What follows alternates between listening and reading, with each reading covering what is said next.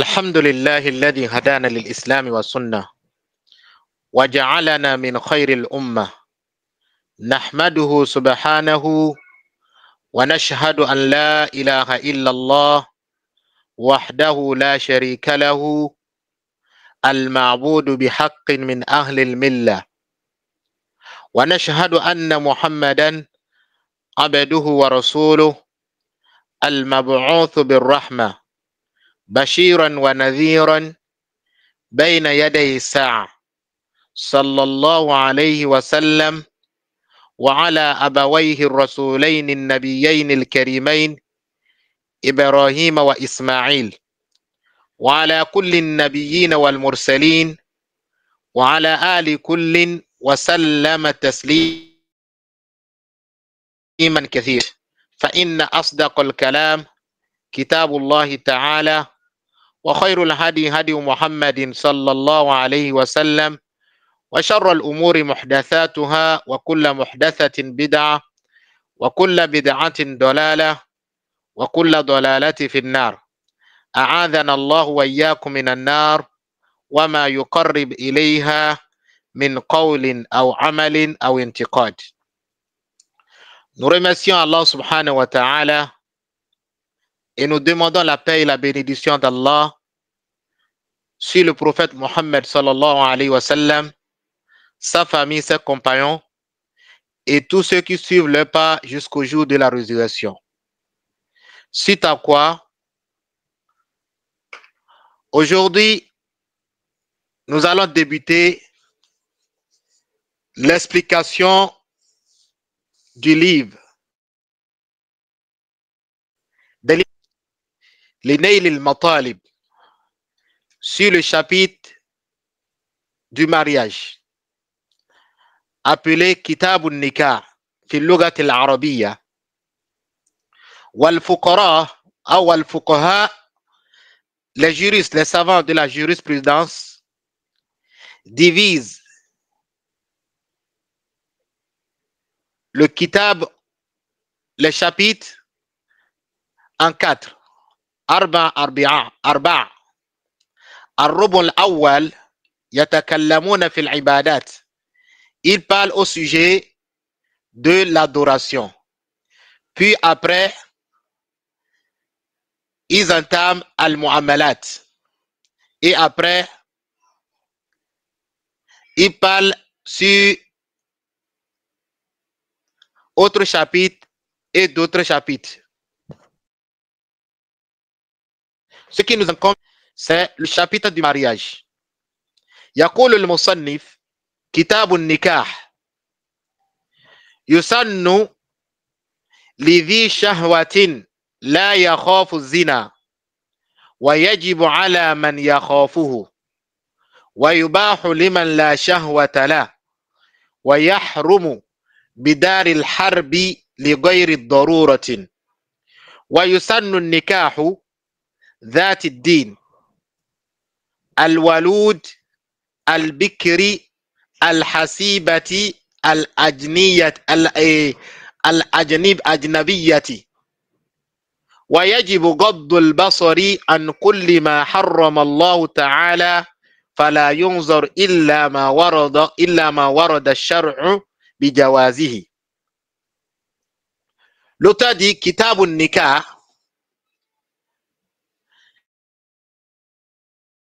Kitab, le mot kitab,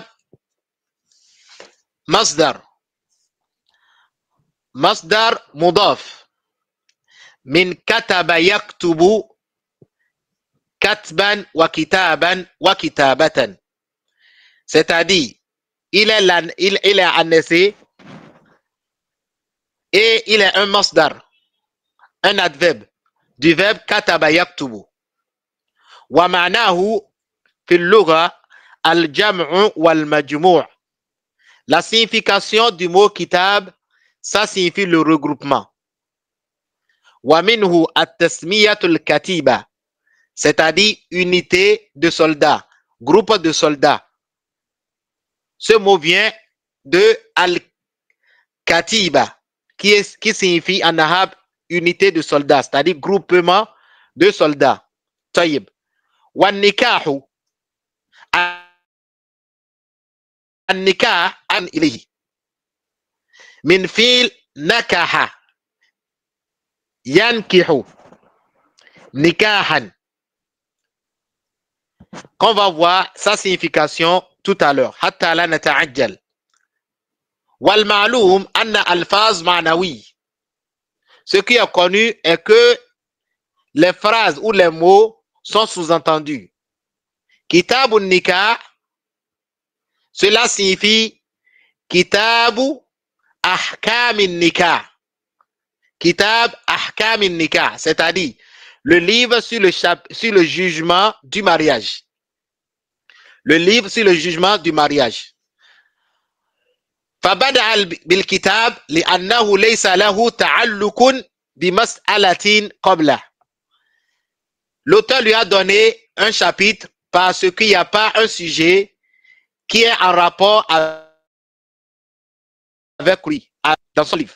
C'est-à-dire c'est un chapitre qui est mustaqil, qui est uniquement à part, qui n'a pas de jugement ou ni de rapport avec les chapitres qui sont avant lui. Tchayib. وهنا سندرس أو سنتكلم عن بعض المسائل. Nous allons aborder quelques sujets avant de tomber ou bien avant de donner l'explication sur le livre de l'auteur. الأول سنتكلم عن التعريف النكاح لغة واصطلاحا. On doit parler sur la signification de ce qu'on appelle an-nikahu dans la langue arabe et dans la terminologie islamique. وكذلك سنتكلم عن إطلاقات اللغة النكاح. De même, on va parler sur les thèmes linguistiques du mot an-nikah. Qu'est-ce que cela signifie, ce mot-là, dans la langue arabe? Puis, on va parler aussi sur Bayani Mahalli Aqd al-Nikah wa Tawjih. Quel est l'objet du contrat du mariage? De même, on va parler sur Hukm al-Nikah et on va aborder le jugement de Nikah dans la législation islamique. Est-ce que c'est un wajib, c'est une obligation ou bien une recommandation ou ce qui est interdit ou bien ce qui est détestable? Qu'on va aborder par la grâce d'Allah subhanahu wa ta'ala. De même, on va parler sur le jugement du mariage fidar islam, sur la terre islamique, dans un pays islamique. De même, fidar il-harb, on va aborder le sujet du mariage dans un pays de guerre, c'est-à-dire un pays où il y a la guerre entre les musulmans et les koufars. Qu'Allah subhanahu wa ta'ala fasse que cet effort soit récompensé pour chacun d'entre nous et qu'il nous récompense pour cela. Ce chapitre, d'autres savants, dans les livres de fiqh, ils appellent ça encore fiqh ul-usra. Quand vous entendez fiqh ul-usra, il faut savoir qu'ils sont en train de parler du chapitre du mariage. Taïb. Sans trop tarder, on va commencer par le mot an-nikah, lughatan. Que signifie le mot an-nikah? Ce mot, le mot nikah en arabe a deux significations principales. Le mot nikah en arabe a deux significations principales. Le premier qui signifie le contrat de mariage. Qui signifie le contrat de mariage. Par exemple, Allah subhanahu wa ta'ala dit وَلَا تَنْكِحُوا مَا نَكَحَ آبَاؤُكُمْ مِنَ النِّسَاءِ. Et n'épousez pas les femmes qu'avaient épousé vos pères. N'épousez pas les femmes qu'avaient épousé vos pères. Cela signifie que on va donner la signification du contrat de mariage. Parce que n'épousez pas les femmes qu'avaient épousé vos pères ici, ça ne peut donner que cette signification. Donc, la première signification du mot nikah dans la langue arabe signifie le contrat du mariage. Taïb. Deuxième signification, cela donne le sens de l'acte sexuel, c'est-à-dire le rapport sexuel. Le mot nikah donne parfois encore le sens de l'acte sexuel. Quand Allah subhanahu wa ta'ala dit hatta tankiha zawjan ghayra, jusqu'à ce qu'elle épouse un autre mari. Jusqu'à ce qu'elle épouse un autre mari. Le sens voulu ici, c'est-à-dire jusqu'à ce qu'elle aurait le rapport sexuel avec autre mari. Cela signifie quoi? La femme, vous le savez très bien qu'Allah subhanahu wa ta'ala a dit le divorce en islam, c'est deux fois seulement. C'est-à-dire, quand l'homme divorce son mari pour la première fois,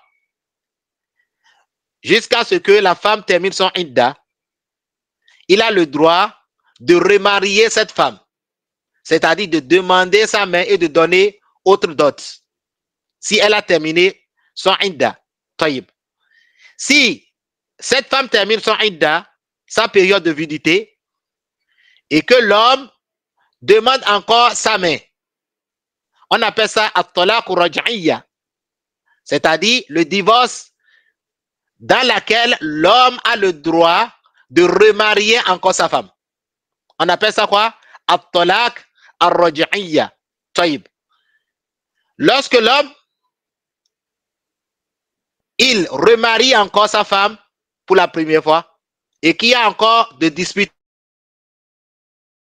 entre les deux, il dit encore à sa femme anti-talik que tu es divorcé. Taïb. Il a encore le droit de faire quoi? De remarier encore pour la deuxième fois cette femme. Si la femme termine son idda ou bien ne termine pas son idda, il a encore si la femme termine son idda, il doit remarier cette femme. Mais s'il ne termine pas son idda et qu'il rachète, et comment on appelle, il cherche chemin et comment on appelle, opportunité pour éliminer cela, cela compte toujours dans deux talaq. Taïb. Quand la femme termine son idda pour la deuxième fois, c'est fini pour l'homme. C'est déjà fini. S'il le remarie encore pour la deuxième fois et qu'il dit encore anti-talik, tu es divorcé, il n'y a plus de chance pour lui pour la troisième fois. La seule chance qui est là pour lui, c'est que ce qu'Allah subhanahu wa ta'ala dit. Hatta tankiha zawjan ghayra, épouser autre homme, se marier avec un autre homme, ça c'est pas fini. Si elle se marie avec un autre homme et que cet homme n'a pas encore eu de rapport sexuel avec elle, cet homme n'a pas, son premier mari n'a pas le droit de remarier encore cette femme. Elle doit se marier avec un autre homme, premièrement. Deuxièmement, l'homme doit avoir rapport sexuel avec lui, avec elle. Maintenant, si après le rapport sexuel avec cet homme, il s'est passé encore divorce entre elle avec cet homme, ce nouveau mari, ou bien le nouveau mari est mort, en ce point, le premier mari a le droit de remarier cette femme. Dans le cas contraire, elle n'a plus ce droit-là. Parce que on a déjà quitté at-talaq raj'iyya. Il est déjà sur talaq al-ba'ina. C'est-à-dire un talaq qui est interdit pour le mari de remarier encore sa femme. C'est bon? Donc, c'est ça Allah subhanahu wa ta'ala dit. Jusqu'à ce qu'elle épouse autre homme, autre mari. Ce sens voulu ici signifie jusqu'à ce qu'elle va épouser autre homme et avoir le rapport sexuel obligatoire. Le rapport sexuel ici, c'est obligatoire dans ce cas-là. Donc, le mot nikah, en résumé, a deux significations. Le premier, on a dit cela donne le sens du contrat du mariage. Le deuxième, on a dit que cela donne le sens du rapport sexuel en islam. Maintenant, il reste, comment peut-on distinguer ces deux significations? Comment je peux savoir le mot nikah ici qui est venu dans le Coran, le sens voulu ici c'est le contrat du mariage. Ou bien le sens voulu ici c'est le rapport sexuel. Taïb. Écoutez, on distingue la signification et l'ajout qui lui est fait. S'il est associé à une personne étrangère, comme dans l'expression, quand je dis par exemple, nakaha fulanu binta fulani. Nakaha fulanu binta fulani, un tel a épousé la fille d'un tel. Cela donne le sens du contrat de mariage. Cela désigne quoi? Le contrat de mariage. Car il est impossible d'attribuer directement l'acte sexuel à une personne étrangère. C'est bon? Deuxième, lorsque je dis nakaha fulanu zawjatahu, telle personne a fait le nikah avec sa femme. Cela signifie que le contrat du mariage est déjà terminé. Depuis, ils ont déjà fait le contrat du mariage depuis. Le sens voulu là, directement, c'est quoi? Un tel a épousé sa femme. Mais on va dire qu'un tel a eu le rapport avec sa femme. Donc, le mot nikah donne le sens de al-wata ou bien al-jima.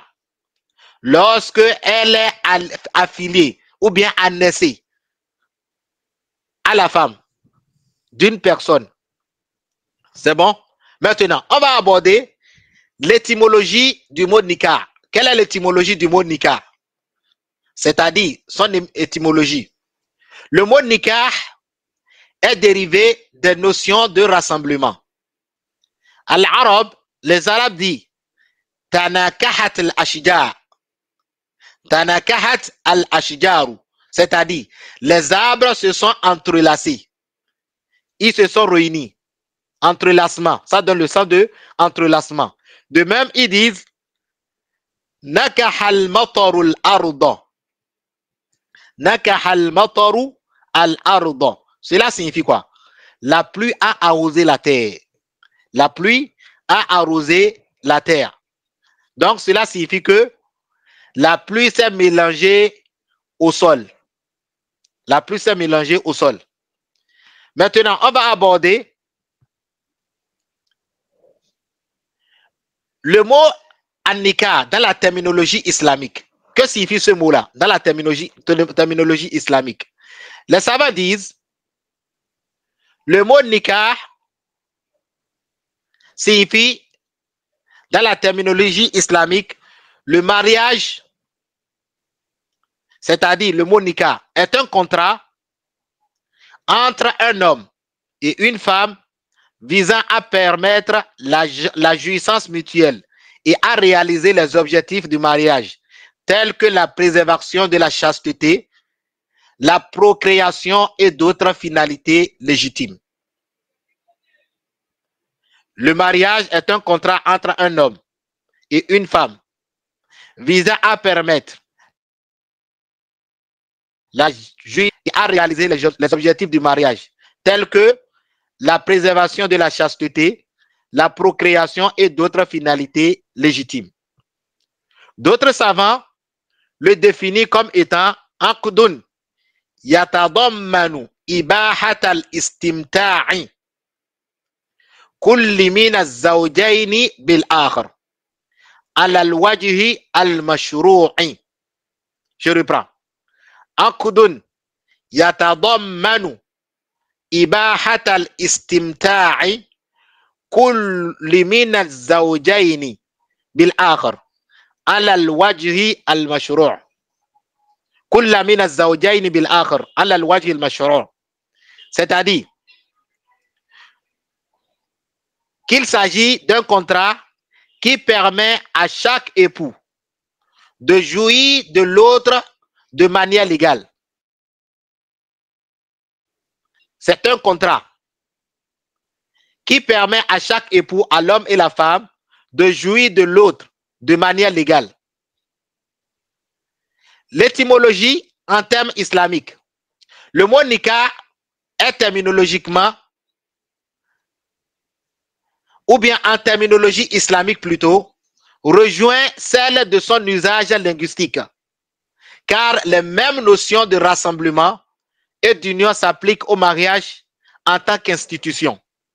Puisqu'on a dit le mot nikah, ça signifie quoi? Le rassemblement. Donc, dans la terminologie islamique aussi, cela donne le sens de rassemblement, jusque ça a quelques ajouts. Ici, après cela, on va aborder les preuves de la légitimité du mariage. C'est-à-dire, al-adillatu mashru'iyyati nikah. Les preuves qui prouvent que le nikah, le mariage, fait partie de l'islam et non une civilisation ou bien une coutume. Si le mariage était une coutume ou civilisation, on allait dire à chaque peuple de faire son mariage selon leur coutume ou bien selon leur civilisation. Mais le mariage est une religion, c'est une adoration, ce qui signifie que fawa mawqufun ala shara, c'est-à-dire on ne doit pas s'approcher du mariage sauf avec les conditions et les arcanes, les piliers qui regroupent cela. Si un pilier tombe parmi les piliers du mariage, le mariage devient nul. Et on va voir cela par la grâce d'Allah subhanahu wa ta'ala dans les prochains coups.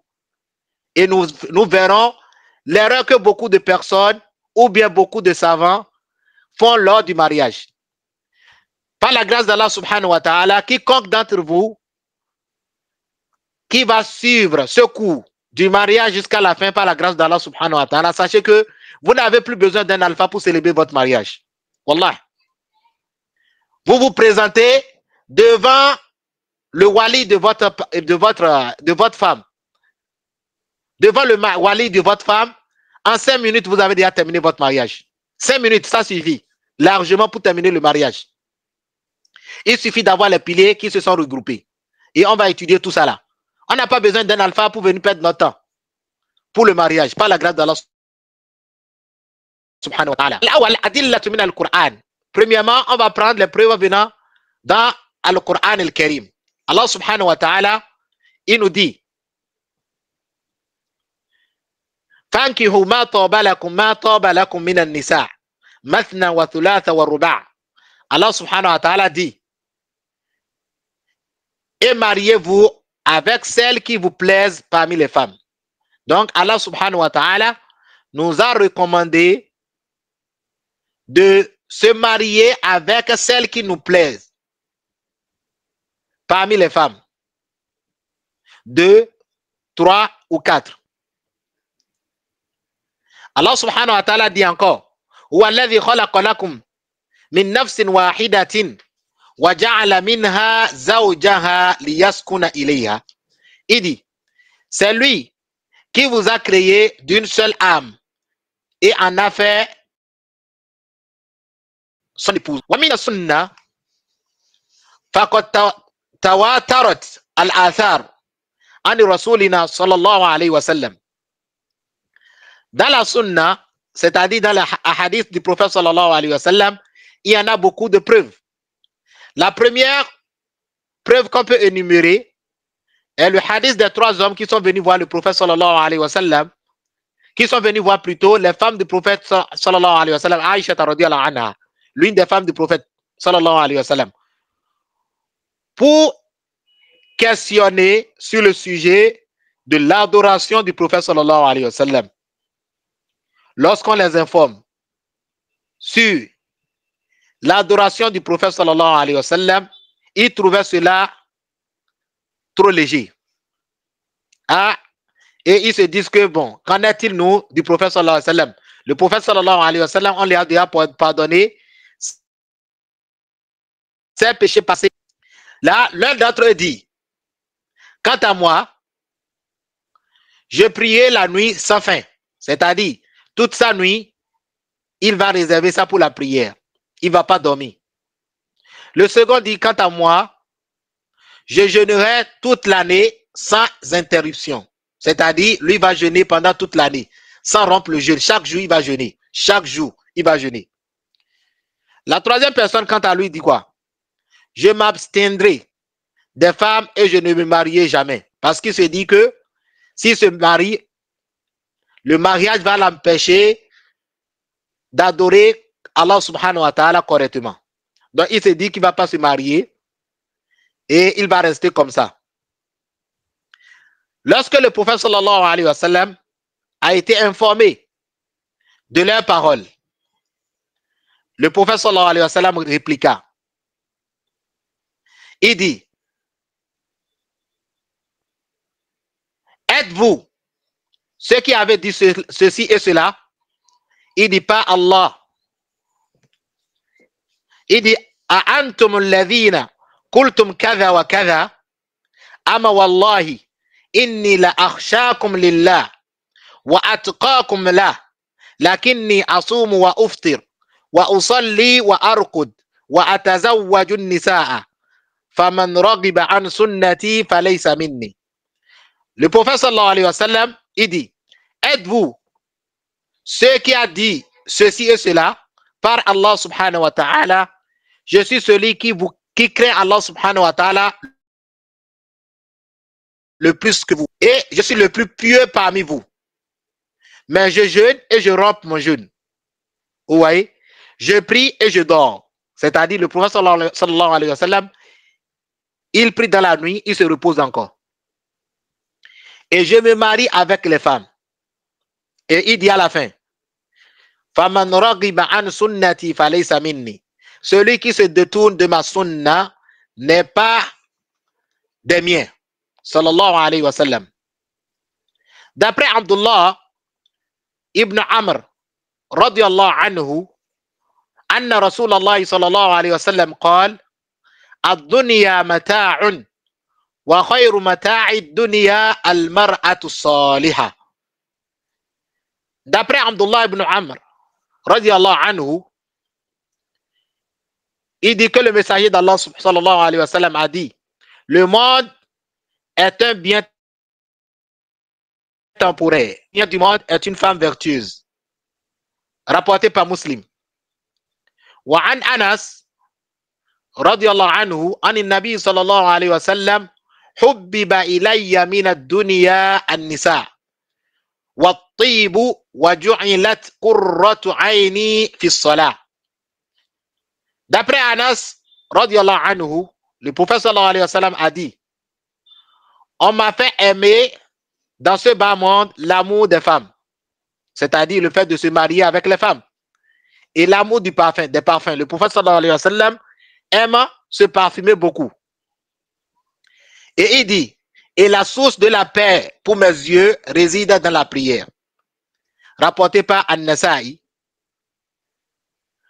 D'après Anas encore, il dit que le prophète sallallahu alayhi wa sallam a dit, man razaqahu Allah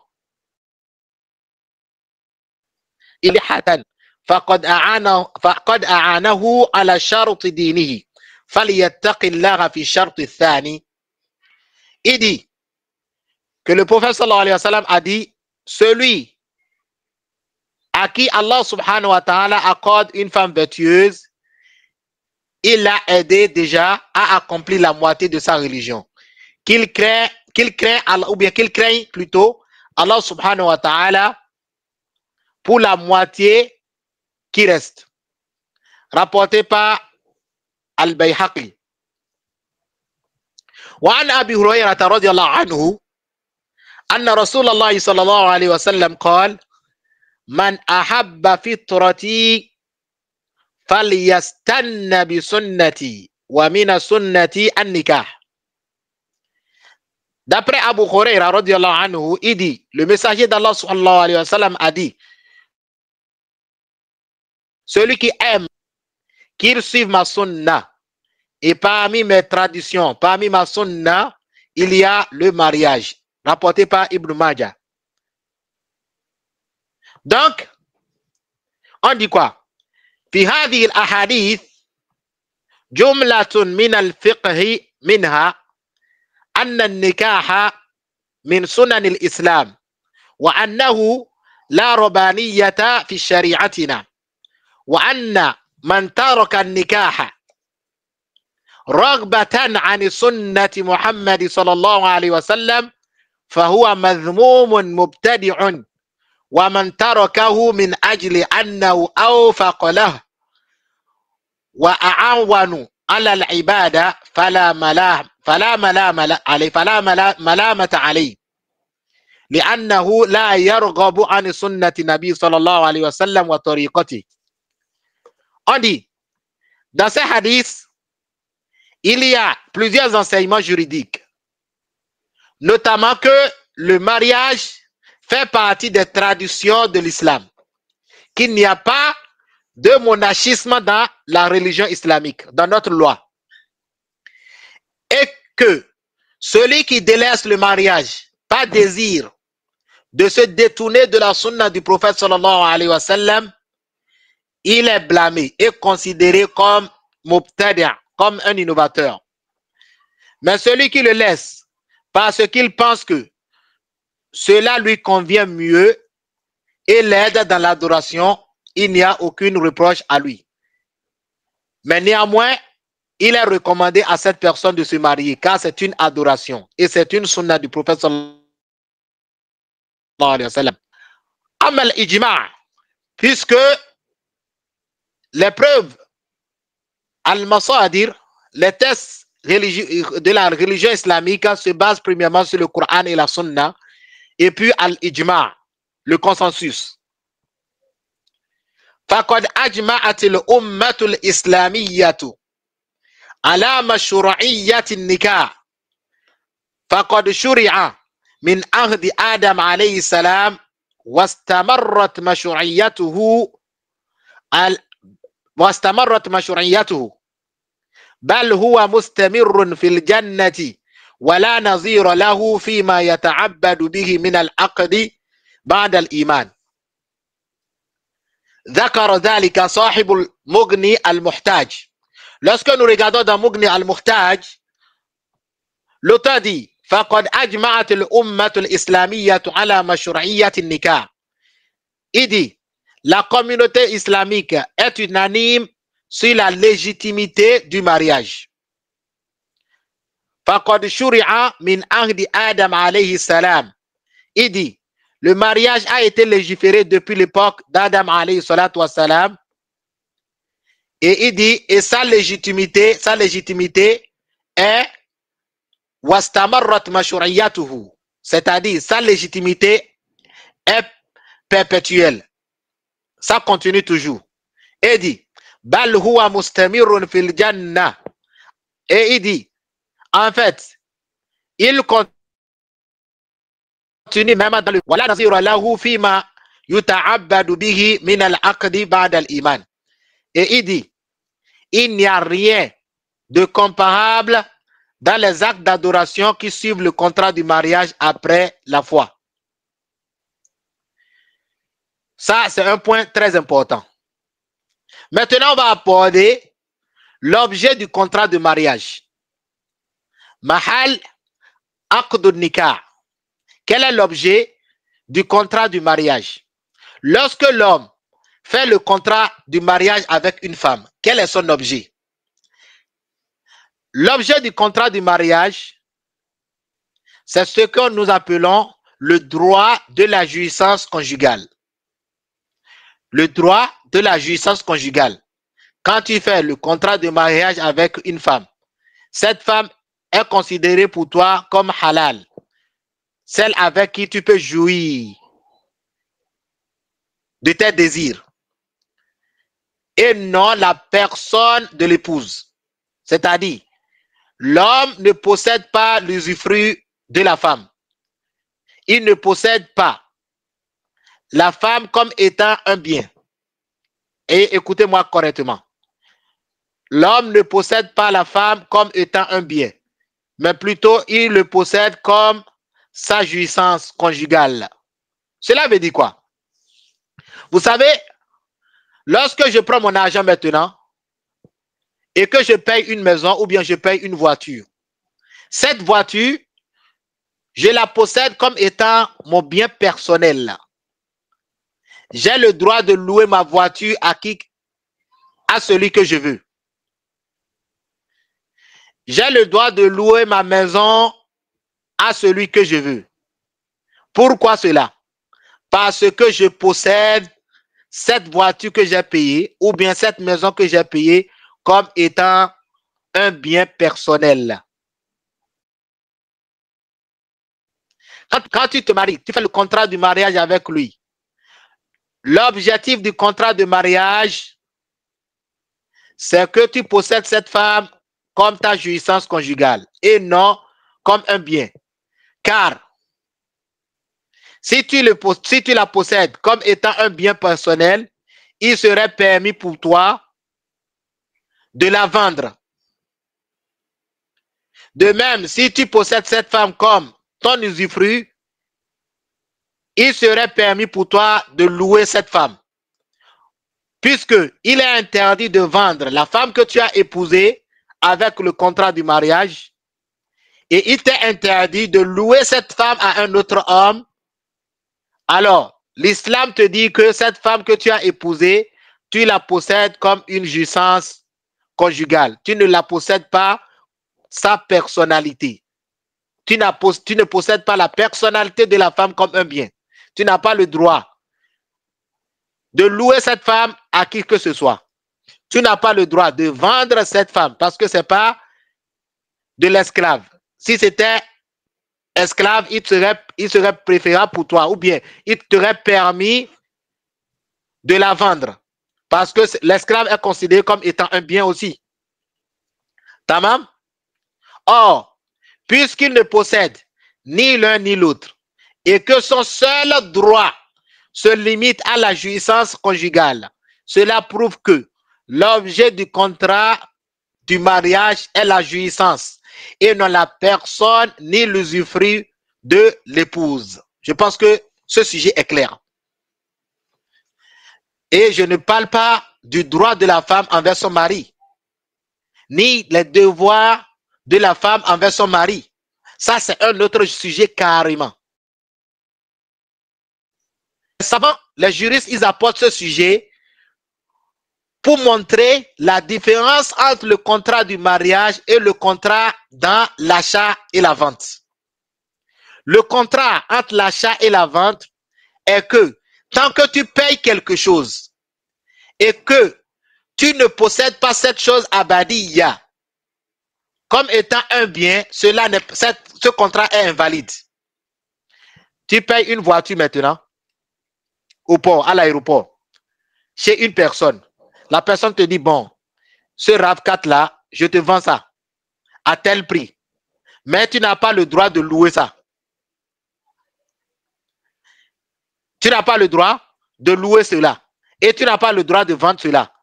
Les savants disent que ça là, ce n'est pas un commerce.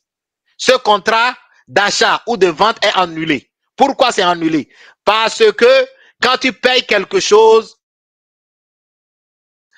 puis avec un contrat de l'achat ou de vente, celui qui a payé cela a le droit sur la chose qu'il a payée à Badiya jusqu'à l'éternité.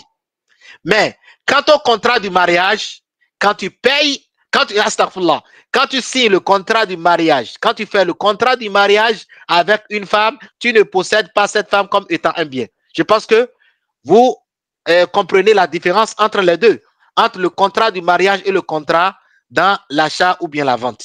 C'est bon? Tamam. Jazakumullah khairan. Maintenant, on va aborder le statut juridique du mariage. Quel est le statut juridique du mariage? L'auteur, rahimahullah ta'ala, qu'Allah lui fasse miséricorde, dans son livre, il dit Yasunnu livi shahwatin la yakhafu zina. Il a commencé d'abord par la recommandation. Il dit, il est recommandé, c'est-à-dire, c'est une sunna, le mariage, pour celui qui a du désir, mais ne craint pas de tomber dans la fornication. Il continue, il dit, wayajibu ala man yakhafuhu, c'est-à-dire, le mariage est obligatoire pour celui qui craint de tomber dans la fornication. Il continue, il dit, wayubahu liman la shahwata la, et le mariage est permis pour celui qui n'a pas le désir. Ça fait combien? Ça fait 3. Il dit, wayahrumu bidaril harbi li ghayri daruratin. Il dit, le mariage est interdit en territoire ennemi, sauf en cas de nécessité. Là, shay'an fa shay'an. On commence d'abord par L'explication du statut du mariage. Le statut du mariage en terre d'islam. On va d'abord aborder le statut du mariage en terre de l'islam. Et il faut remarquer que l'auteur a dit, il est interdit, c'est-à-dire le mariage est interdit en terre de guerre. Il n'a pas dit en terre de mécréance. C'est-à-dire, il n'a pas dit que le mariage est interdit lorsque le musulman se retrouve sur une terre ou bien dans un pays où c'est un pays de mécréance. Ce n'est pas un pays musulman. Parce qu'il y a la différence. Les savants, les savants du fiqh, ils sont vraiment précis dans leur alphase, dans leur thème. Le jugement ou bien le statut juridique du mariage en terre d'islam. Le jugement du mariage varie en fonction de ses circonstances. Le jugement du mariage, ça varie en fonction de ses circonstances. Quand est-ce que le mariage est obligatoire? Les savants disent, bon, néanmoins, l'auteur lui a commencé par la recommandation. Moi, j'ai voulu commencer par, comment on appelle l'obligation. Les savants disent, yakunu zawaju wajiban shar'an binisbati ila al-insani sahihul badani wa indahu al-qudratu al-maliyya ala وعلى تحمل مسؤوليته ويخشى إذا لم يتزوج أن يقع فيما نهى الله تعالى عنه من فواحش حرم الله تعالى الوقوع فيها كالزنا وما يشبه. ورسول الله صلى الله عليه وسلم يقول يا معشر الشباب من استطاع منكم الباء فليتزوج ومن لم يستطع فعليه بالصوم فإنه له وجاء. Les savants disent quoi? يكون الزواج واجبا شرعا بالنسبة إلى الإنسان الصحيح البدن. Ils disent le mariage est obligatoire sur le plan religieux pour une personne en bonne santé. Condition. Quand est-ce que le mariage est obligatoire? Je veux que vous notez cela un à un. Premièrement, sahihul badan.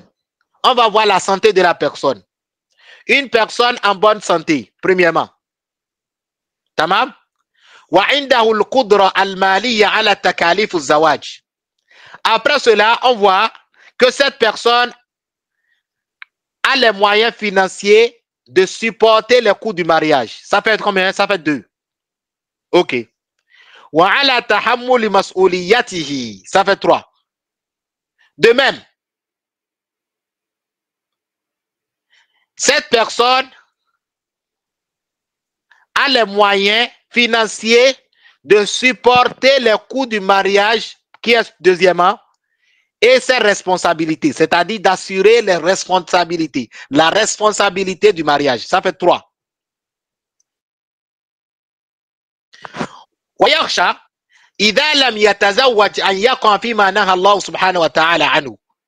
Et cette personne, il craint, si elle ne se marie pas, de tomber dans ce qu'Allah subhanahu wa ta'ala a interdit, comme la fornication et autres, c'est-à-dire le regard. Donc, on a 4 conditions pour que le mariage devienne quoi? Devient une obligatoire sur une personne. La première est que cette personne est en bonne santé. Il a des moyens financiers. Il peut supporter la responsabilité du mariage. Quatrièmement, il craint que s'il ne se marie pas, il peut tomber dans les tentations de la fornication, les préliminaires de la fornication, comme le regard.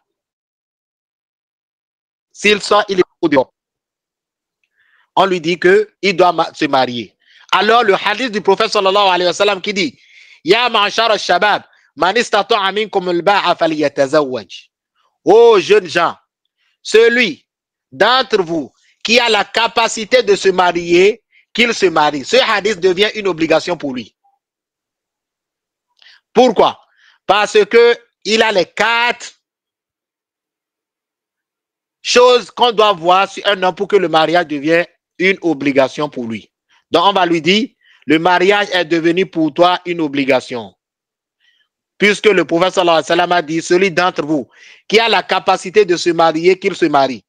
Et celui qui ne le peut pas, c'est-à-dire qui n'a pas la capacité de se marier, le prophète sallallahu alayhi wa sallam lui a recommandé de jeûner, qu'il jeûne. Il dit, comment on l'a dit, وَمَنْ لَمْ يَسْتَطِعْ فَعَلَيْهِ بِالصَّوْمِ فَإِنَّهُ لَهُ وِجَاءٌ.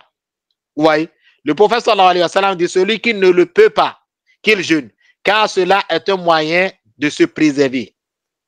C'est un moyen de se préserver. وَالْبَاءَ الْوَارِدَ فِي الْحَدِيثِ شَرِيف هي القدرة على تكاليف الزواج. Donc les savants disent, le mot al-ba'a mentionné dans ce hadith fait référence à la capacité de supporter les coûts d'une responsabilité du mariage. Oui. Wamana al-wida'a, le mot wida'a, les savants disent al-himaya, li'anna as-sawma yusa'idu al-insan ala kabhi shahwatihi al-jinsiyya. Que le mot wida signifie une forme de protection, car le jeûne est un rempart. C'est-à-dire le jeûne aide à la maîtrise ou bien à maîtriser les désirs sexuels. C'est bon? Taïb. On va entamer le second jugement, la recommandation. Mustahab. Aw sunna.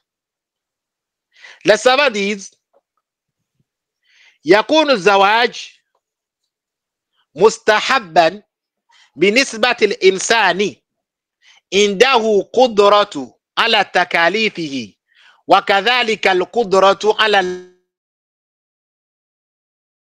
الابتعاد عنه. Donc les savants disent que le mariage est recommandé pour une personne qui a la capacité de supporter les frais du mariage et de s'abstenir de ce qu'Allah a interdit. C'est-à-dire la personne a la capacité pour pouvoir faire le mariage. Il a les moyens pour pouvoir faire le mariage. De même, il peut s'abstenir de ce qu'Allah subhanahu wa ta'ala a interdit, comme les péchés.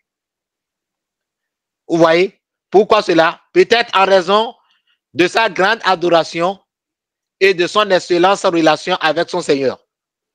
Mais cependant, il est préférable pour cette personne de se marier, car cela fait partie de la tradition divine, c'est-à-dire de la sunna du prophète sallallahu alayhi wa sallam, et combiner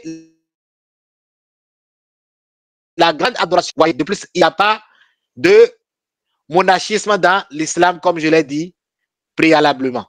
Donc, quand est-ce que le mariage est mustahab, est recommandé à une personne? On dit, le mariage est recommandé à une personne quand la personne a les moyens de supporter les coûts du mariage. Il est en bonne santé. Il a les moyens de supporter quoi? De supporter les coûts du mariage. De même, il n'a pas peur. Vous voyez? Il peut s'abstenir de ce qu'Allah subhanahu wa ta'ala a interdit. Il peut s'abstenir de ce qu'Allah subhanahu wa ta'ala a interdit. Donc, le mariage est une recommandation pour cette personne. On ne va pas lui dire que le mariage est une obligation. Vous voyez? Mais néanmoins, il est préférable qu'il se marie. Taïb. Quand est-ce que le mariage devient mandoub? Wa yakunu mandouban masnounan idha kana ash-shakhsu dha shahwatin wa yamliku mu'nata al-nikah wa yamliku mu'nata an-nikah wa la yakhafu ala nafsihi az-zina لعموم الآيات والأحاديث الواردة في الحث على الزواج والترغيب فيه. Les savants disent, le mariage est recommandé si une personne a des désirs sexuels. Une personne a des désirs sexuels et dispose des moyens pour se marier, sans crainte de tomber dans les péchés comme l'adultère. Cela est soutenu par les versets et les hadiths incitant au mariage et à encourager cette pratique. Donc le mariage devient mandoub.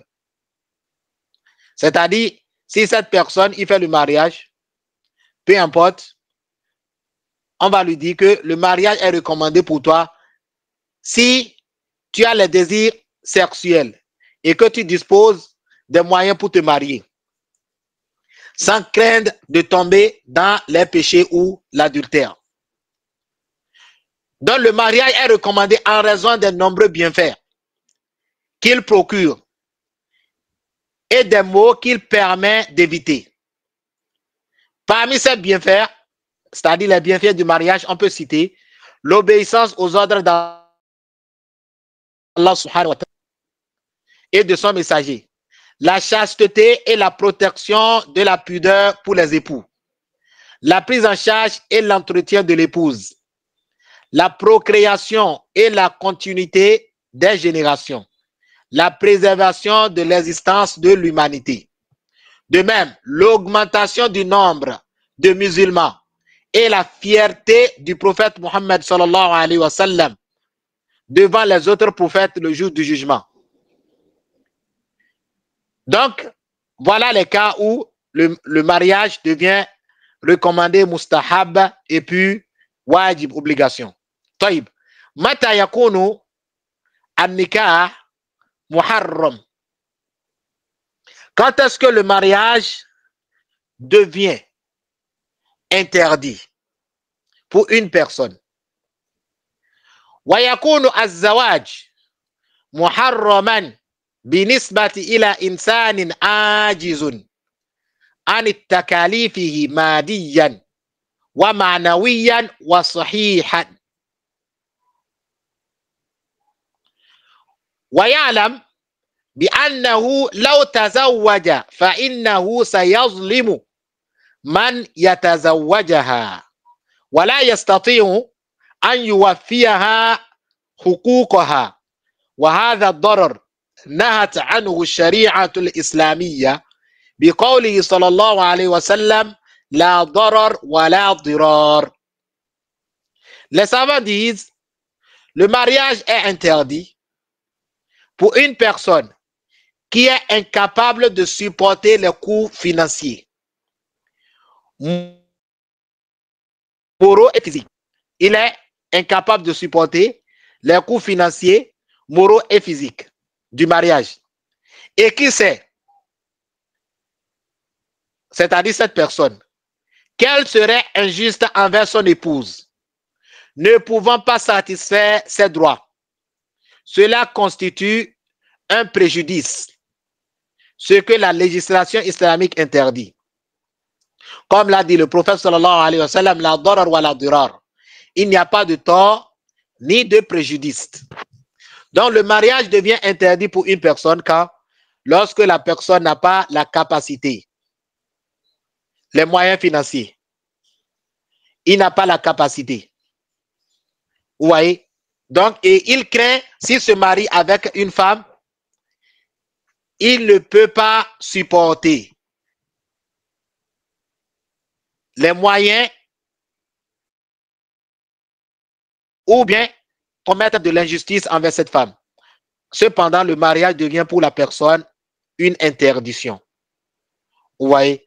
Mais il est recommandé, si la personne craint pour sa propre personnalité de tomber dans la fornication, qu'il se marie. C'est-à-dire, je reprends cette partie pour que ça soit clair. Cette personne n'a pas les moyens pour les coûts financiers. Vous voyez, les coûts financiers, il n'en a pas. Les savants disent, s'il a le moyen pour le mariage uniquement, mais il n'a pas comment on appelle, les moyens sur le fait de prendre en charge cette femme après le mariage. Mais il a les moyens pour se marier. C'est-à-dire, il a un boulot, par exemple, mais il n'a pas, le travail n'est pas comme d'habitude. Il a une connaissance qui peut enseigner cela à une femme pour se marier. Et il craint de tomber dans la fornication. Les savants lui disent de se marier. Car le fait d'assurer la subsistance de la femme après le mariage n'est pas une condition pour pouvoir se marier. Ce n'est pas une condition. D'autres savants ont dit cela. Et parmi eux, je pense que Cheikh Suleiman Rouhaili a dit cela dans son char de Dalil al-Talib. Makrour, quand est-ce que le mariage devient détestable? Les savants disent ويكون الزواج مكروها بالنسبة إلى إنسان لا رغبة له في الزواج. Le mariage est détesté pour une personne qui n'a pas le désir de se marier. La ragba, il devient détestable pour une personne qui n'a pas le désir de se marier. وفي الوقت نفسه أو وفي الوقت نفسه يتوقع أنه إذا تزوج فلن يستطيع الوفاء بحقوق الزوجة كاملة. Et en même temps, il pense, c'est-à-dire cette personne, qu'elle ne pourra pas remplir pleinement les droits de son épouse s'il se marie avec elle. Tamam? Bien kana inninan. Innin, ça signifie quoi? Innin signifie impuissant. Comme si, par exemple, la personne est une impuissante. Aw kabiran ou âgée. Aw maridan ou bien une personne malade. La shahwa, c'est une personne qui est malade ou bien une grande personne âgée qui ne ressent pas le désir. C'est-à-dire, il ne ressent pas le désir sexuel. Tamam? Donc, le cas d'un impuissant ou bien une grande personne qui ne ressent pas le désir sexuel et qu'il craint que s'il se marie, il ne peut pas remplir pleinement les droits de son épouse. En ce moment précis, le mariage devient pour eux, makrour, une chose détestable. Maintenant, les savants, ils divisent le cas de l'impuissant en deux. L'impuissant qui ne ressent pas le désir et qui n'a pas les moyens de supporter les coûts du mariage. Celui-là, le mariage devient pour lui une chose détestable.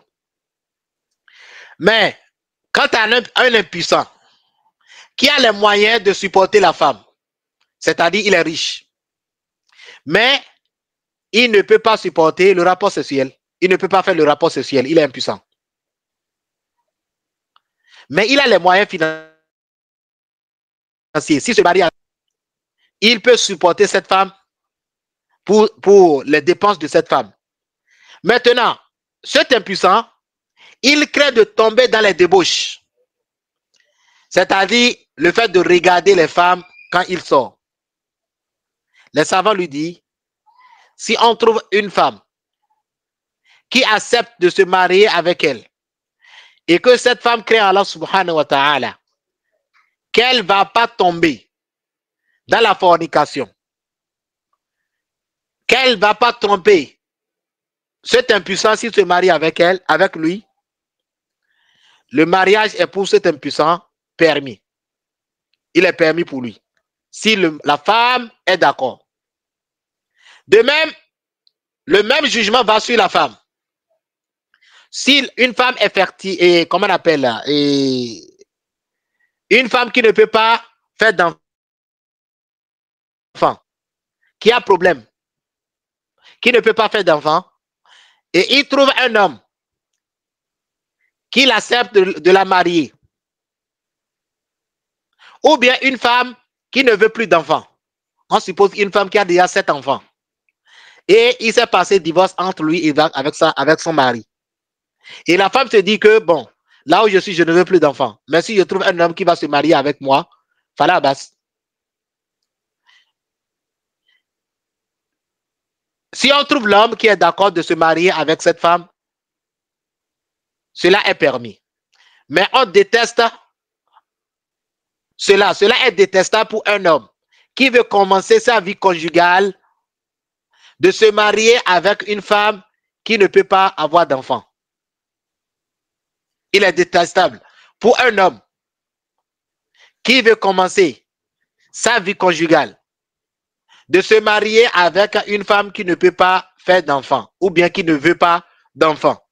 Mais quand c'est deuxième femme, troisième femme, fala bas. Donc, voilà le cas du mariage en terre de l'islam. Qu'en est-il le cas du mariage en terre de la guerre? Quand l'homme se trouve dans la terre où il y a la guerre, qu'est-ce qu'il doit faire?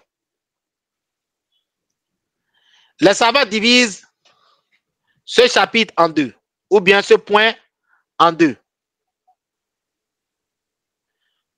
Lorsque l'homme se trouve, ou bien se retrouve sur une terre où il y a la guerre entre les musulmans et les koufars, les mécréants. Les savants divisent ce chapitre en deux comme je l'ai dit. Le premier, le musulman qui se trouve dans le camp des combattants, des guerriers musulmans. Le musulman qui se trouve au milieu des guerriers musulmans. Cette personne, le mariage est permis pour lui. Le mariage est permis pour celui qui se trouve dans, ou bien qui se retrouve au milieu des guerriers musulmans. Pourquoi le mariage est permis pour lui? Parce qu'il est permis à un guerrier, si il est avec sa femme, d'avoir le rapport avec sa femme. Un guerrier qui va à la guerre contre les mécréants et il est accompagné avec sa femme. Il lui est permis d'avoir le rapport avec sa femme. Donc, les savants ont fait le qiyas. S'il est permis à un guerrier d'avoir le rapport avec sa femme, alors, min babil aula yajuzu nikah. Le mariage est permis. Donc, on a fini ce cas. Le musulman qui se trouve, ou bien qui ne se trouve pas parmi les guerriers musulmans, lui, il est sur la terre où il y a la guerre, mais il n'est pas avec les guerriers musulmans. Peut-être il est en prison, il est avec les ennemis là-bas. Est-ce que le mariage est permis pour lui? Les savants ont divisé son cas en deux. Le premier cas, s'il ne craint pas de débauche, de tomber dans les débauches, c'est-à-dire il ne craint pas de tomber dans la fornication. Les savants disent, si la personne ne tombe pas de tomber, il ne craint pas de tomber dans la fornication, le mariage est interdit pour lui. Et pourquoi le mariage est interdit pour lui? Ils disent, parce que nous craignons pour lui. Et nous craignons pour sa femme. Nous craignons pour son enfant.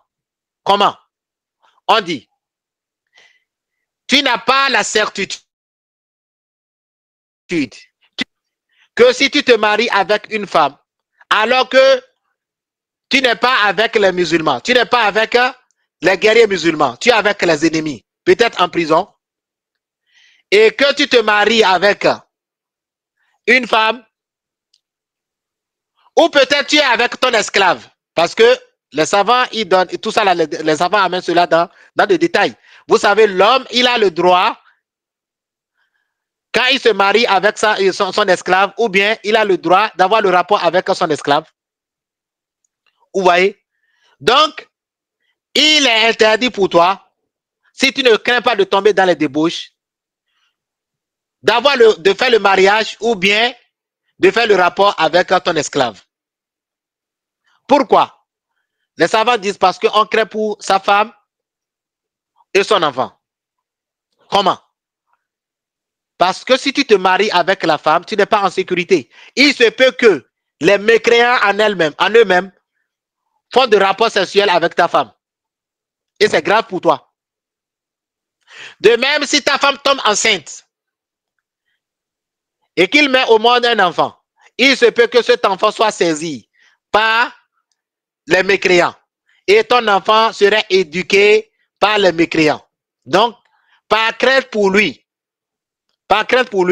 on lui dit qu'il est interdit de faire le mariage et d'avoir le rapport sexuel avec ta femme. Je pense que c'est compris. Pour celui qui ne craint pas de tomber dans les débauches. Qu'en est-il pour celui qui craint de tomber dans les débauches, de tomber dans la fornication, de viser les regards des femmes? Les savants disent, le mariage est permis pour lui. Ah, si le mariage est permis pour lui, les savants disent, mais en une seule condition. On te permet le mariage parce que tu crains de tomber dans la fornication, parce que tu crains de tomber dans les débauches. Mais on te dit que à une seule condition, ce mariage est permis. Quelle est la condition? Les savants disent, la seule condition dans laquelle on te permet le mariage, c'est que si tu fais le mariage, ou bien tu veux avoir le rapport sexuel avec ton esclave, tu dois pratiquer ce qu'on appelle al-anzel, c'est-à-dire coït interrompu. Tu dois pratiquer ce qu'on appelle coït interrompu. C'est quoi que tu ne dois pas éjaculer dans le vagin de ta femme. Si tu as la possibilité de trouver le préservatif, il faut l'utiliser.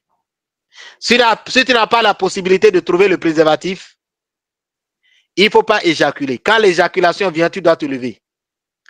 Pourquoi cela? Parce qu'on craint pour toi la même chose qu'on craint pour le premier. On craint pour toi la même chose qu'on craint pour le premier. C'est-à-dire, si ta femme tombe enceinte, il se peut que ton enfant, dès qu'il serait au monde, soit saisi par les mécréants et soit éduqué par les mécréants. Et il se peut que tu meurs avant la naissance de ton enfant et que ta femme se voit incapable de faire quelque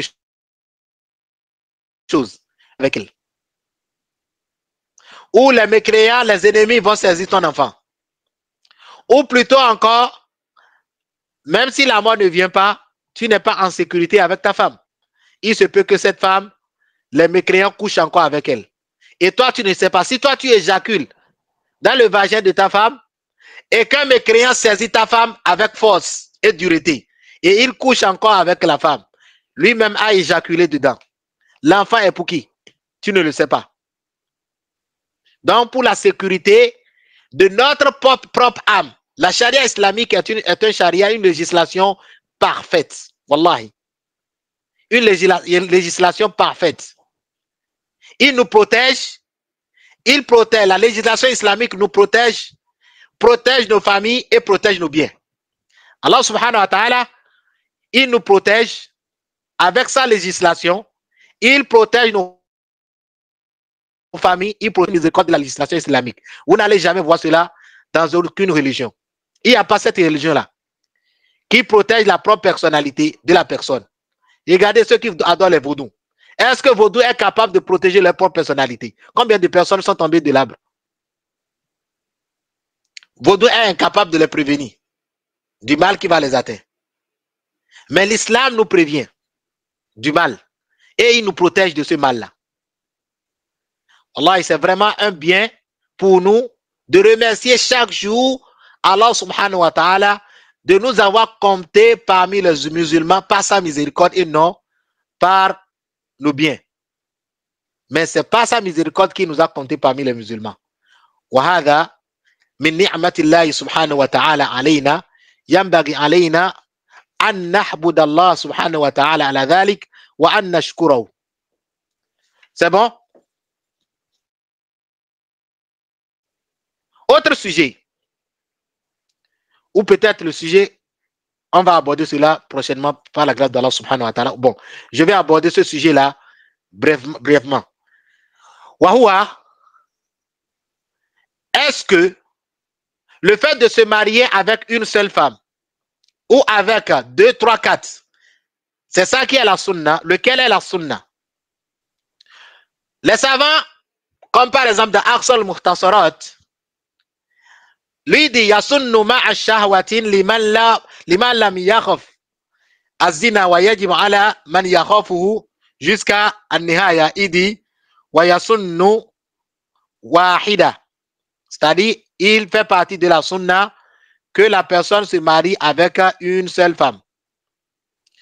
Donc les savants disent le fait de se marier avec une seule femme, c'est il dit wa yasunnu nikahu wahidatin, de la sunna, ouais, de se marier avec une seule femme. Anna sunnata alla yatazawwaju al-mar'u illa wahidatan faqat. Fait partie de la sunna que l'homme se marie avec une seule femme. Wa amma az-ziyadatu alayha fa innahu jaiz. Mais le fait de se marier avec l'ajout de 2, 3, 4, cela est permis. وهذا الجواز قد يرقى للندب عند الحاجة إليه. Cela aussi peut devenir nadb, mustahab, ou peut-être cela aussi peut devenir une obligation pour un autre homme. Si la personne voit qu'une seule femme ne le suffit pas, que son désir est fort de rester avec une seule femme, cet homme, s'il voit que se marier avec 2 femmes, c'est ça qui serait, on appelle, et satisfaisant pour lui, le mariage peut devenir obligatoire en son égard, s'il craint de tomber dans les débauches. وقد نص أحمد والشافعي وأبو حنيفة وغيره من أهل العلم على أن السنة والأفضل للشخص ألا يتزوج إلا واحدة.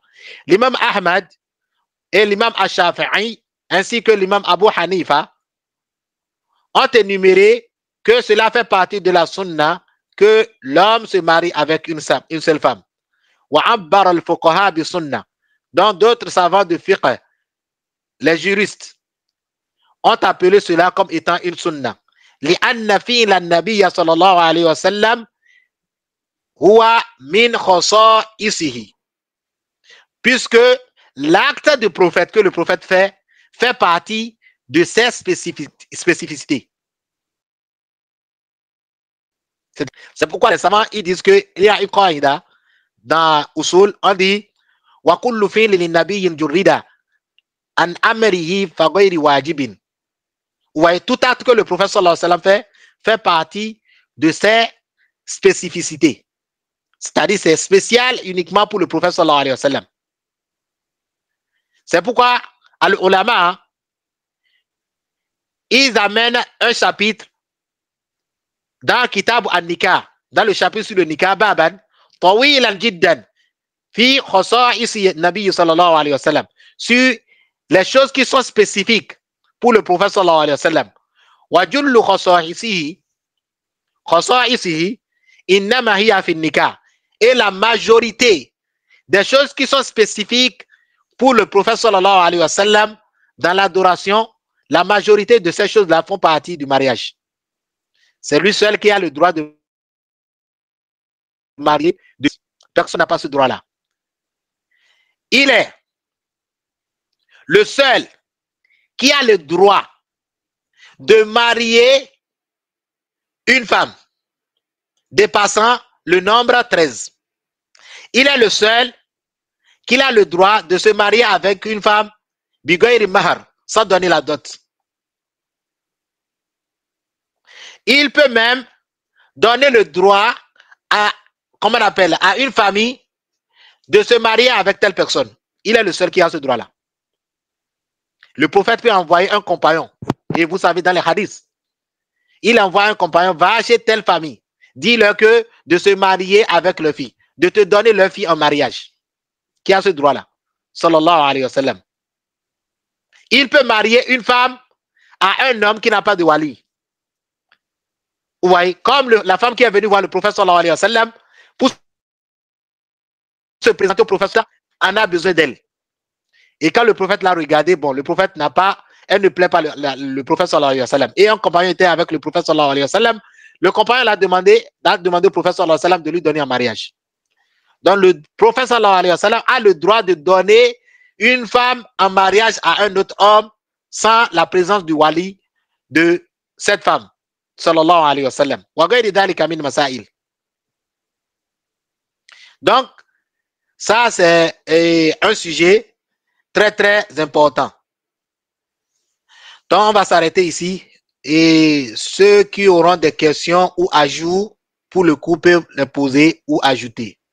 Wa jazakumullahu khayran. Wassalamu alaikum wa rahmatullahi wa barakatuh. Des questions? S'il n'y en a pas, en clôture.